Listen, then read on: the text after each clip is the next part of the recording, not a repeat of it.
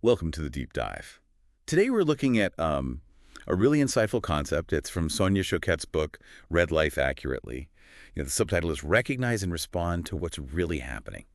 And our mission here really is to explore how you can tap into these, well, innate abilities we all seem to have, to perceive the unseen, understand the unspoken, and just navigate this honestly pretty unpredictable world with a bit more clarity, more confidence. Right, and maybe get a kind of shortcut. Exactly. A shortcut to being truly well-informed by using all your senses, not just, the obvious ones. And it's so important to frame it that way, this reading life.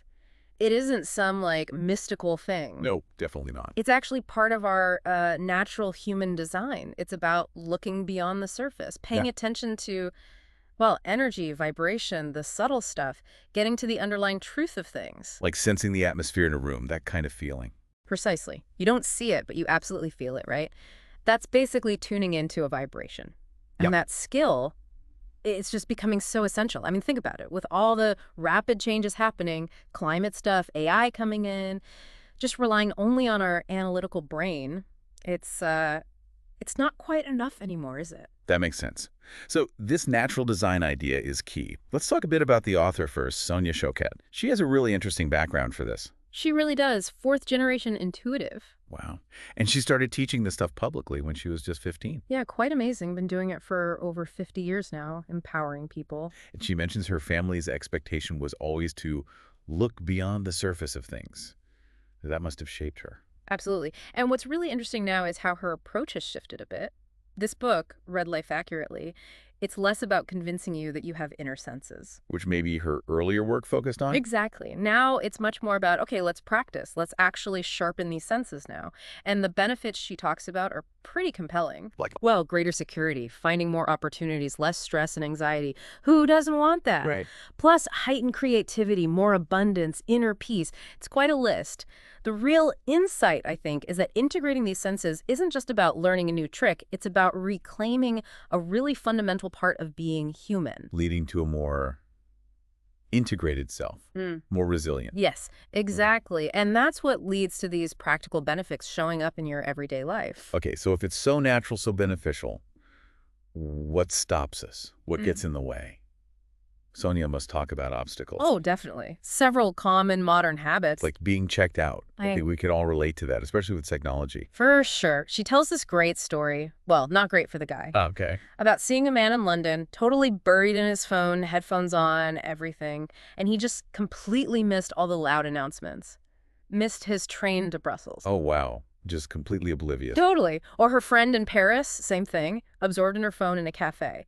And some kid on a scooter just zipped by and snatched her purse. Gone. Ouch. We kind of laugh, Yeah. but it really shows how easily we disconnect from our immediate surroundings, doesn't it? It really does. And building on that checking out idea, another big one is what she calls drive-by assessments, making snap judgments. Based on what? Like past experiences? Yeah, or generalizations, like you meet someone new and instantly dislike them because they, I don't know, remind you of someone you didn't like in high school. Ah, okay. I think we've all maybe done that. Right. And that habit just closes us off. We don't see the reality of the person or situation in front of us. We miss opportunities because we've already slapped a label on it, like judging a book by its cover, literally. Then there's denial. This one sounds pretty serious, It is. She shares some really tough stories here. like the father and his daughter. Yeah, the teenage daughter kept saying she didn't feel good, but he was so wrapped up in work. He just gave her these sort of platitudes like, oh, you'll be fine. But she wasn't fine. Not at all. He completely missed how much she was struggling. Wasting away, basically. Led to self-harm, hospitalization. Just heartbreaking. Wow, that's heavy. It is. Or the client who ignored physical symptoms, Mm-hmm. pains, fatigue, because she just didn't want to be sick, didn't want to deal with it. Until she couldn't ignore it anymore. Exactly. Diagnosed with pancreatic cancer. The point she makes is powerful. Our resistance to discomfort, our desire to avoid bad news, it can literally blind us. It dulls our senses, she says. Profoundly dulls them. Yeah, and that connects to operating on unchecked assumptions, right? Or these implied agreements. Definitely. Like her friend who cared for an elderly woman for years, just assuming he'd inherit her house. But they never actually talked about it. Never. She passed away, her kids sold the house, he was left with nothing but his assumption. Oof. That's a hard lesson. Isn't it? And then there's the negativity bias. Jumping to the worst conclusion, letting fear run the show. She mentions your ex-father-in-law. Yeah, apparently everything was a potential disaster.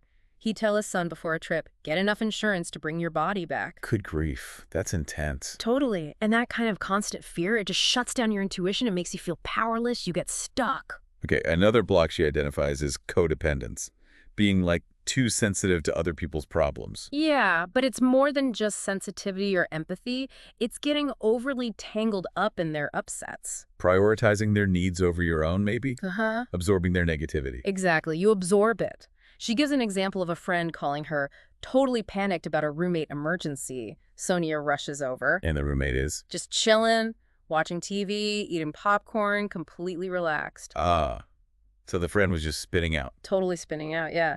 And the friend was so caught up in the drama, neither of them was reading the situation accurately. The key difference between empathy and codependence is maintaining your own energetic boundary. So someone who identifies as a highly sensitive person might need to check if they're observing or actually absorbing. Precisely. If you're constantly feeling drained or overwhelmed by other stuff, it might be leaning into codependence. Yeah. You're taking it on, not just noticing it. That's a really useful distinction. And she also warns against giving your power away to, like, psychics or readers who promise to fix everything. Yes, she calls that a trap. A true reader or guide, she says, will coach you, advise you, maybe shed some light.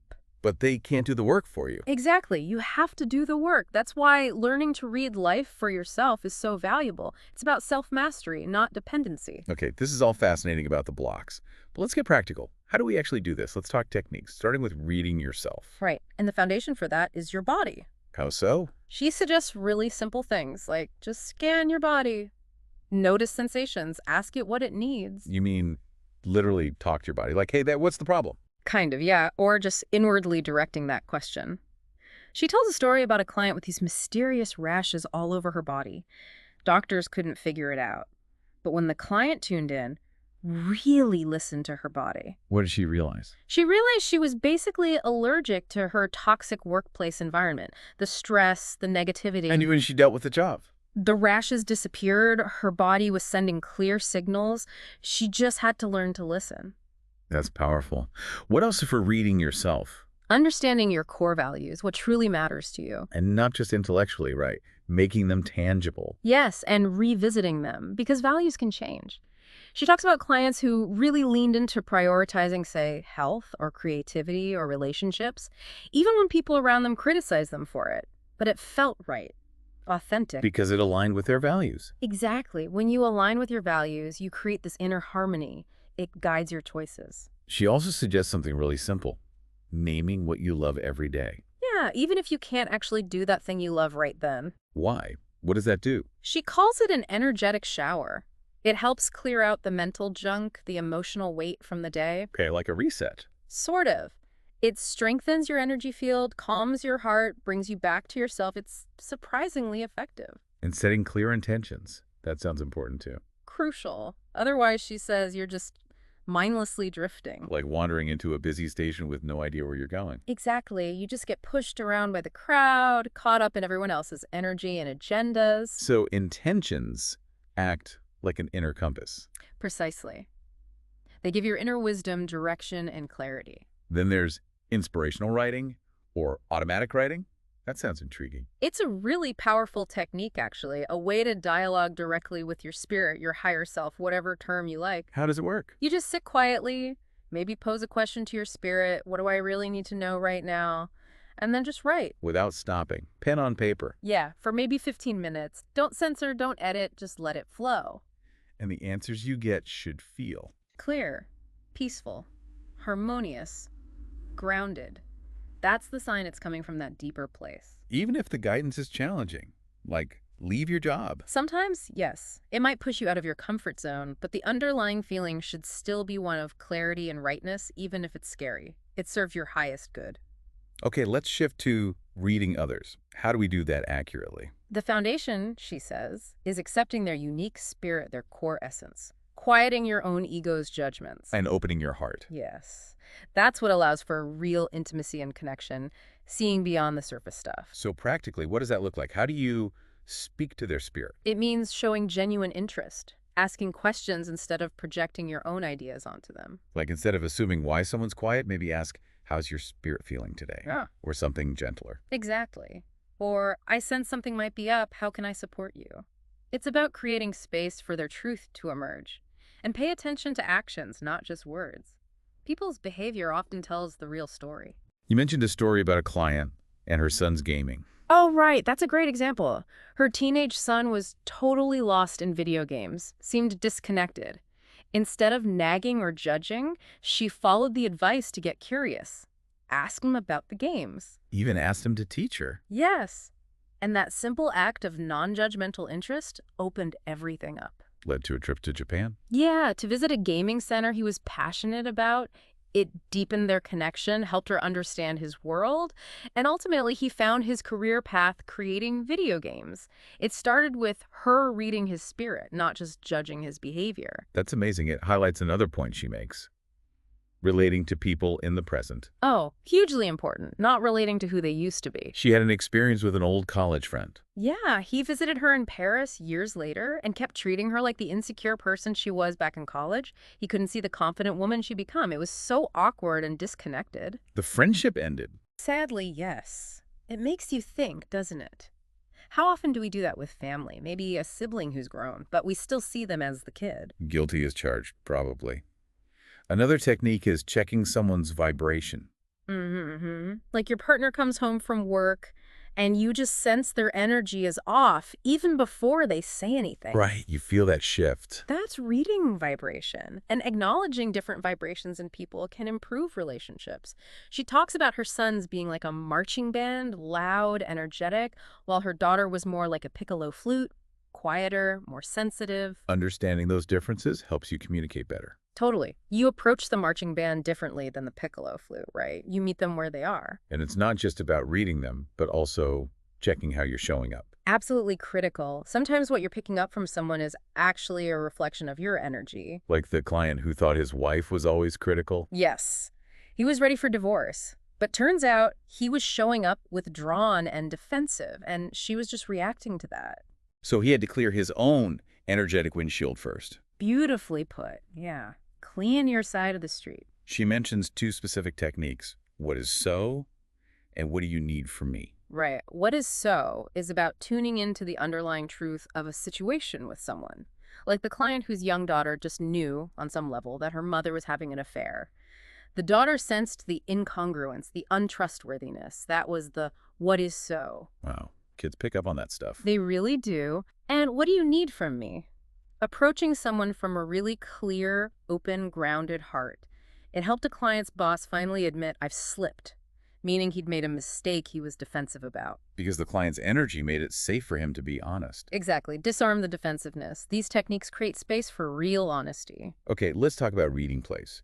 It's not just about geography. No, she emphasizes that place also includes your own body, your home. The most important place to feel you belong is actually within yourself. Self-acceptance, feeling grounded wherever you are.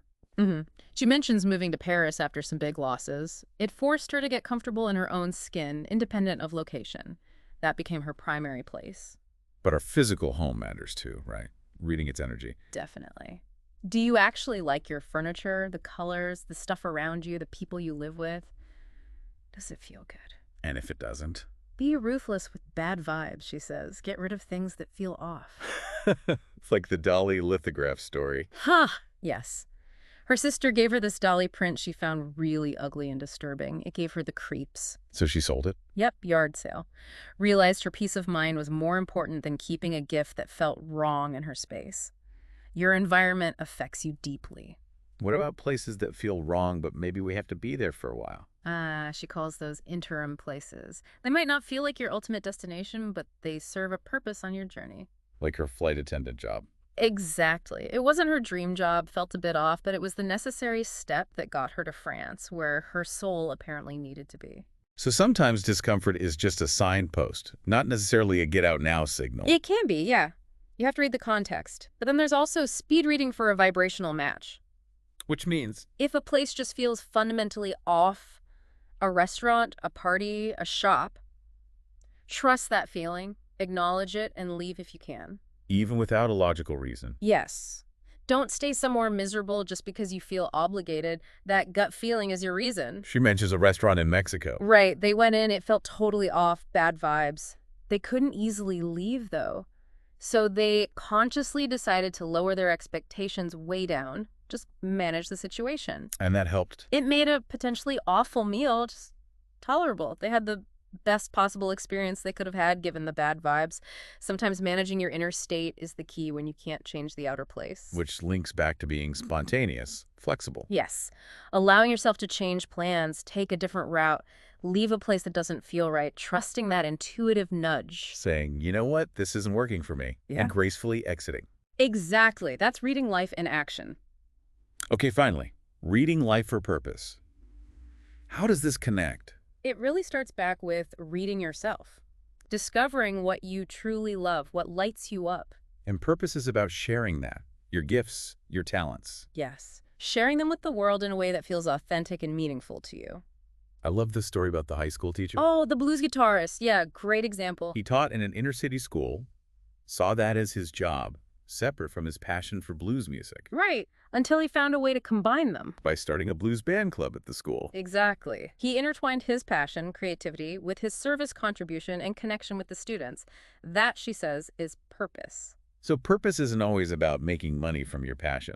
Not necessarily. It's about that feeling of connection, contribution, and creativity. Those are the core elements. And your day job can simply support your purpose. Absolutely. And importantly, she stresses that how you do any work matters. If you bring love, an open heart, a spirit of service to whatever you're doing, even if it feels like a detour, like her flight attendant job, it will ultimately guide you towards your true purpose. The path isn't always straight. That's really encouraging. Now, one last crucial point, especially for empaths. Yes. The absorbing versus observing distinction. People who are naturally empathic, they read life easily, right? But the downside can be soaking up everyone else's energy like a sponge. Totally. You hang out with someone who just lost their job, and suddenly you feel despairing and drained. Or you walk past an argument on the street and find yourself feeling angry and agitated afterwards. Exactly. That's absorbing. You've taken their energy on as your own. So the advice is, Observe. Don't absorb. Notice the energy. Acknowledge it. Wow, that person seems really upset. But don't let it stick to you. how do you do that? Like, consciously. Breathe. Deep breath in, long exhale out. Visualize the energy moving on, passing by. You can literally say, silently or loud, not mine. Practical things, too, like showering or walking. Yes. Water is great for clearing energy. Movement helps too. Shake it off. Walk it off. The key is discernment. You don't have to suffer what you read. Just acknowledge it and let it go. It's vital for an empath's well-being. Okay, so wrapping this all up, it seems like reading life accurately isn't some special skill we need to acquire. Not at all. It really is our natural design, just waiting for us to tune back in. And by engaging all our senses, the outer ones and these inner ones we've been talking about, You unlock so much more. Greater creativity, deeper awareness, better connections. and maybe a stronger sense of meaning, flow. Definitely. A real sense of flow and purpose in life. So maybe the challenge for everyone listening is, what if you stopped fighting these senses? Right. What if you just decided to lean in, embrace this natural design? What might open up for you? What new insights might appear? What opportunities? What connections could deepen if you committed to really reading life moment by moment? It's a powerful thought to leave with. Remember, you have this incredible capacity within you, this guidance system working through all your senses. So the question is, what steps, even small ones, will you take today to embrace that more fully?